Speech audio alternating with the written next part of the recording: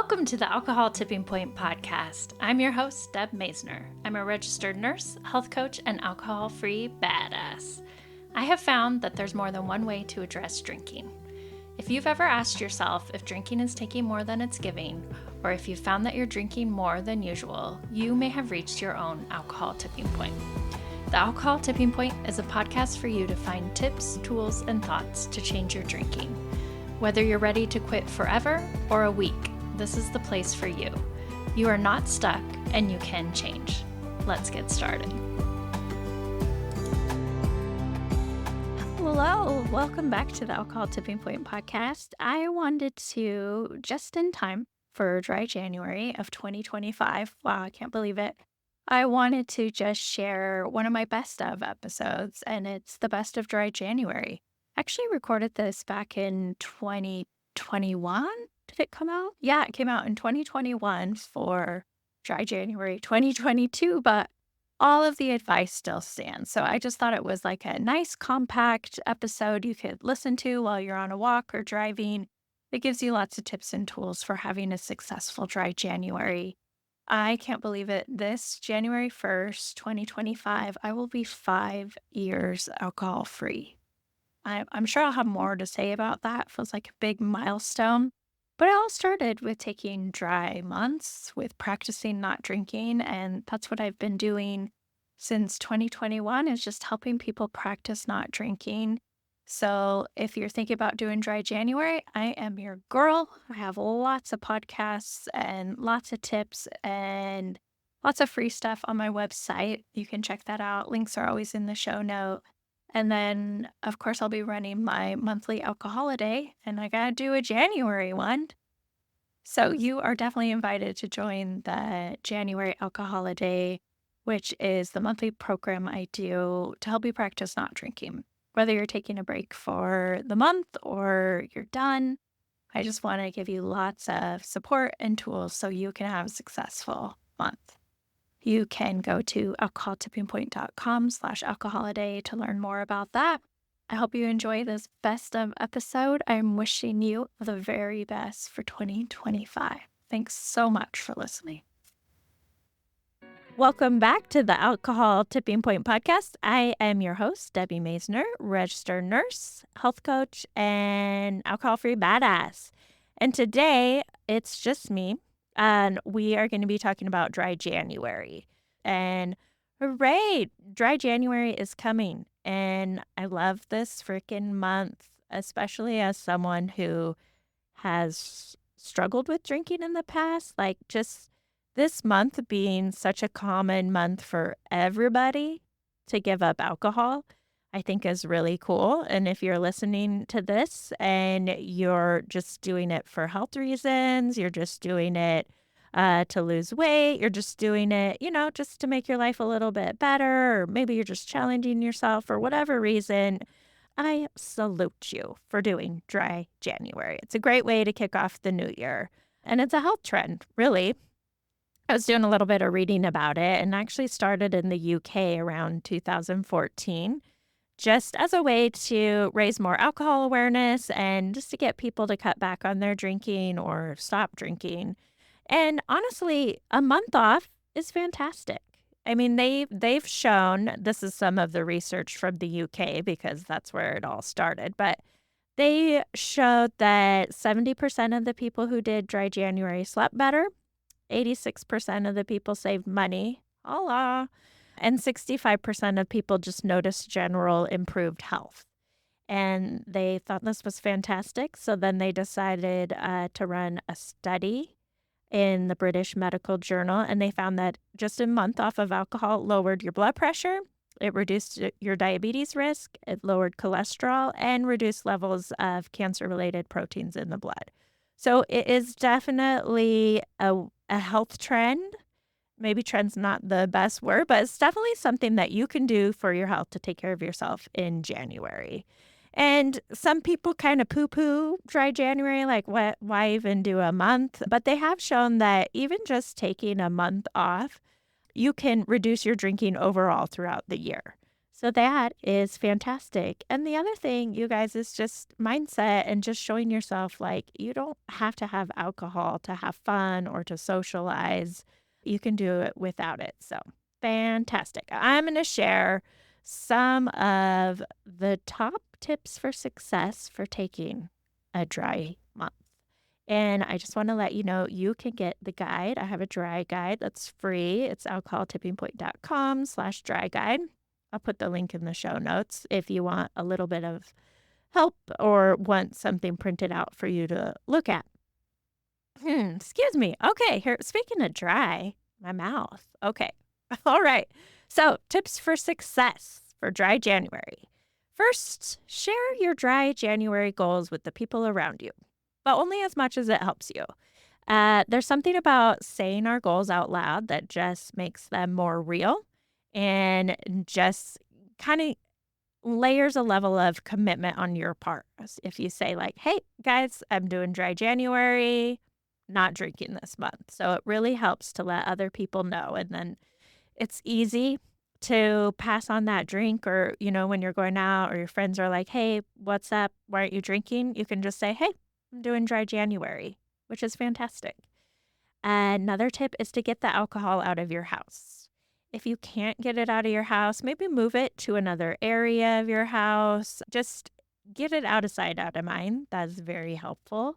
Like I said, go put it in your garage or hide it somewhere. And if you do want to come back to it after the month, fine. But just make your life a little bit easier by not having the temptation around. All right. You're going to want to stock up on snacks, right? This is the time to treat yourself because your focus is just not drinking alcohol. You don't have to do a sugar cleanse. You don't have to go all keto. You can just make your goal of the month just not drinking alcohol. So go ahead and eat sugar. You're going to crave it because alcohol releases a lot of dopamine, and that's that feel-good hormone. And or actually it's a chemical neurotransmitter, but when you stop drinking, you're really depleted of dopamine and your body's going to look for it elsewhere. And sugar is a really quick fix. It's okay. We're not worrying about sugar right now. Go ahead and have your Skittles or your Reese's Pieces. Go ahead and enjoy it. And honestly, you're going to be saving a ton of calories not drinking. So fantastic. Another thing you can do is load up on alcohol-free beverages. There are some really tasty non-alcohol beer out there. There's Well-Being Brewing. There's Athletic Brewing. They have actually some decent NA beer. You can also get some crappy NA beer if you want. It's just so helpful to have something in your hand when you're at a party or just have something. We've gotten into the ritual of coming home after work, after a stressful day and having a drink. So it just helps your brain when you're changing a habit like drinking to have a replacement available. So go ahead, get that Coors Edge. I think that's the NA beer they have or do an O'Dill's or something because in a way you're tricking your mind into thinking that it's still getting that reward, but in a different way, and you're removing the harmful part of alcohol. So give that a try or go ahead and give a mocktail a try. Mocktails are real trendy and cool. They're just fancy drinks, make you feel special. I do have a mocktail recipe book. I also have for you guys. You can get that also at my website, alcoholtippingpoint.com/mocktail recipes. It's a fantastic way just to have something fancy, but again, not with alcohol. All right. So when you're doing this dry January, change your mindset. Focus on what you're getting out of this and why you're doing it. It can be for health reasons. It can be for sleep. It can be just to take better care of yourself, improve your relationships, lose a little weight. This is an opportunity for you to take care of yourself, take care of your body, and you get to take a break. Like you're choosing this, you get to, and it's a great thing to do for yourself. All right, you're going to want to plan to keep busy, especially at night. So drinking and thinking about drinking and recovering from drinking, it takes up a lot of time. So make sure you have other things you can do, whether it's like meeting up with a friend or breaking out your puzzle or your board games, uh, taking a new class, baking bread, whatever it is, you're going to find that you have a lot more time in your schedule. So you're going to want to fill it with some things to do and make it joyful things, make it things that you like to do. And then, along those lines of mindset that we talked about before, it can also be really helpful to just be curious, especially when you're at an event that normally you would be drinking at. Just kind of think about why do I need a drink right now? What would add to this setting to make it better? Like, why does drinking make it better? What is my drinking really about? Why did I really need to drink that much? Like, what couldn't I have enjoyed the game without a beer? Would I have remembered the movie a bit more without the wine? Would I have not fallen asleep on the couch while I was watching Netflix? I mean, who knows? Just get curious. Curiosity is just one of those tools that really helps us examine ourselves and examine other people. So I always recommend curiosity. All right. So another tip for your dry January is to line up your goodies. So we talked about having something to do. We talked about having something to eat, and then think about some other ways you can take care of yourself that don't involve drinking. So maybe that's taking your bubble baths or watching what you want on Netflix, or maybe you're going to do meditation. You could get a meditation app, just some kind of self-care thing. I know that term gets overused a lot, but a lot of times when we're drinking to relax or not be so stressed. So we need to replace that outlet with something else that helps us relax. So that could be taking a walk or doing a meditation or taking a bath, something like that. You're going to want to find a way to track your progress, whether you are a person that likes to put little gold stars on your calendar or you get an app to track your drinking progress or lack of drinking progress, I could say. There's an app called Cutback Coach that lets you track your drinking and non-drinking days. So that's a good one. There's actually a lot of free apps out there if you wanted to track it on an app. Otherwise, just track it on your calendar, track it on your phone. Just have something visible where you can see it. And along those lines, if you do slip up, don't give up, right? Don't give up if you slip up. Focus on the turnaround. This is a dry month to practice not drinking. You're not always going to be perfect. No one sets out to learn a new hobby being perfect. Like, it does take practice. And it's fantastic that you're using this month of January to practice not drinking. So focus on the turnaround. If you do end up drinking, get curious about what was going on, why you decided to drink, how you felt during it, and how you feel after it. All right. Another tip for dry January is to plan a reward for completing the month. So maybe it's like a real little mini getaway, or maybe you buy yourself a massage, or maybe you keep track of all the money you would have spent on alcohol and you buy yourself something, buy yourself a new toy, whatever that is. It's nice to have something to look forward to. It's nice to see that money pile up.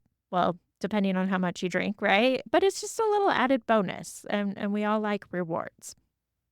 When you are busy or trying to keep busy during the month, go ahead and read some Quitlet. So Quitlet is just that category of books that are about addiction or drinking or stopping drinking. And I have a few that I usually always recommend. One is This Naked Mind by Annie Grace. You probably heard about it a lot on the show, but maybe now is the time to check it out. It is just one of those books that's paradigm shifting about alcohol, because a lot of books about it and a lot of thinking about drinking has been that the person has the problem. And what Annie Grace does in her book is talk about how it's this substance, this alcohol, that is the issue. Like, alcohol in itself is addictive. She really challenges some of your thinking about alcohol, especially around socializing around dating, around sex, around relaxing, around anxiety, and just really digs into, does alcohol really help these things, or do I just think that it helps these things? And then she gets into the science behind that and what's going on really with alcohol in your body and how you're thinking about it. So, great book to read. The Accidental Soberista is another one, a new one now that I recommend to everybody. It's by Kate Gunn, and she is an Irish author. She was on the podcast a few months ago. Lovely lady. She starts out her book. She talks about how she had done dry January in the past, hated it, like I think some people do, because I think it's that whole mindset thing. She looked at it as kind of a penance for being a little too much of a heavy drinker. But then she did another dry month. I don't even remember if it was dry January or not, but she decided to do another dry month at another time in her life. And for her, it was a whole new experience because she was just enjoying all the benefits of not drinking.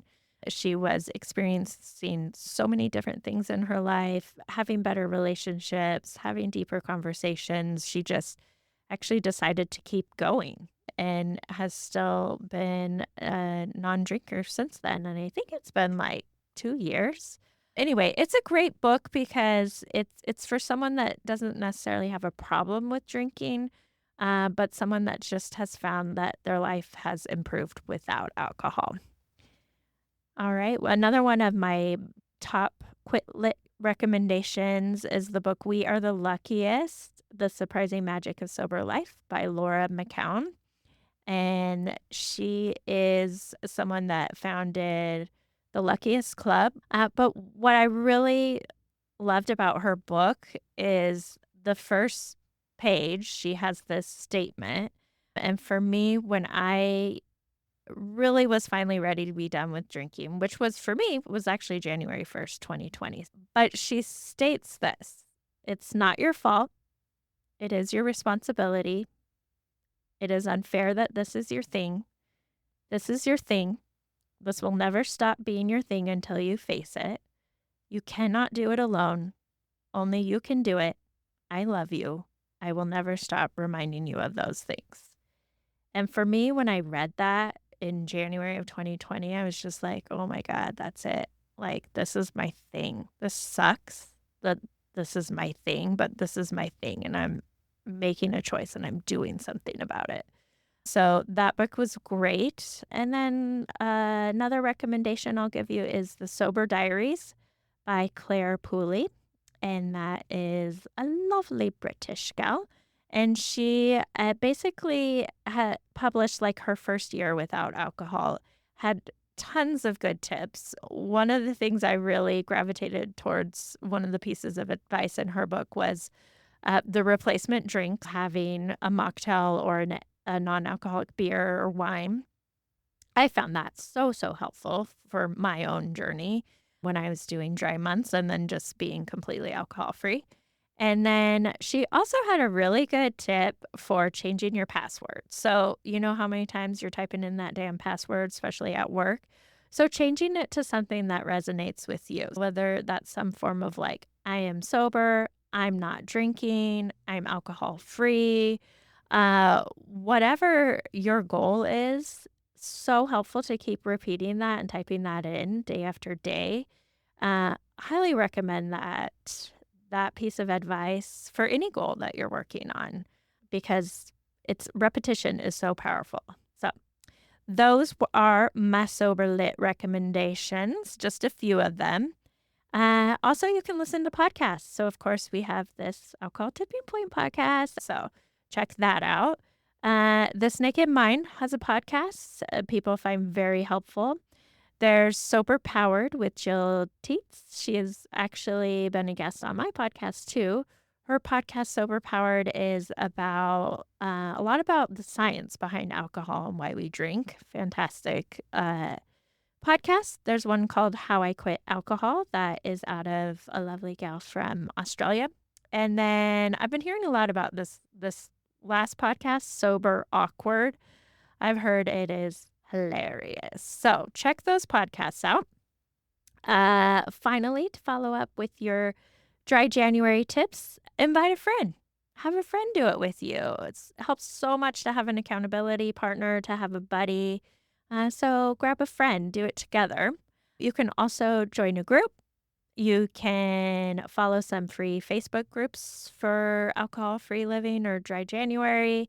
You can also follow sober accounts on Instagram. There's a ton out there. I'm on Instagram, alcoholtippingpoint.com, or not even the .com. What do I know? Instagram at alcoholtippingpoint. Okay, I'm old. But I love Instagram. I didn't realize there was a whole pocket of alcohol-free accounts and people, and it's a pretty cool community on there, and it's pretty funny. So you can check that out. And then finally, if you want to do an alcoholiday, which is a small group that I run, please join me. I'd love to have you. So I will put the link in the show notes. You can use the code DRY to get 20% off. And that is just a 30-day break.